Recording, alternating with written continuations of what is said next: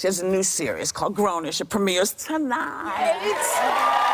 on Freeform, and it follows her Blackish character, Zoe, as she goes off to college, which is really kind of a tough transition for some people. Take a look. It had only been 3 days since I left home, and my dad was already 5150. It hurts so bad. What hurts so bad, Dad? My soul. Dad, stop. Seriously. But you don't understand, Zozo. The world is a dangerous place now.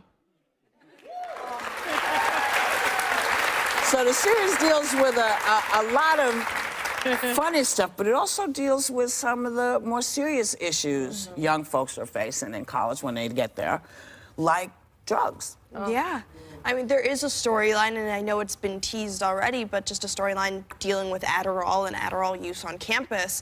And what I do really appreciate about what the writers did is that a lot of the storylines on Grownish are not cleanly wrapped up. But if anything, we're trying to talk about, similar to Blackish, the different views that every character has on drug addiction, but just talking about how normalized certain drug culture is on campus and what kids are stepping into and inheriting, basically, from these pre-set up institutions, and just how it affects the individual.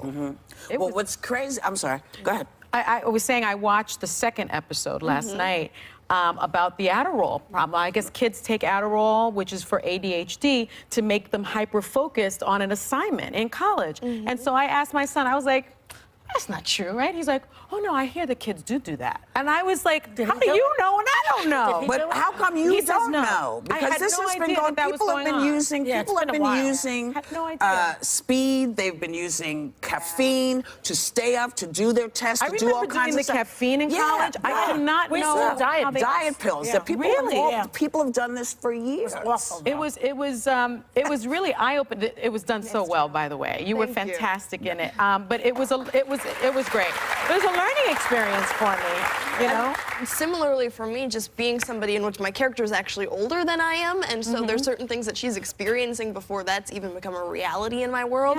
And so there has been fact-checking, aka like calling friends of mine, like, does this happen? And figuring out whether it is actually based in reality. And time again, every time I'm like, the writers definitely made this up. It's proven that it in fact happens on any occasion.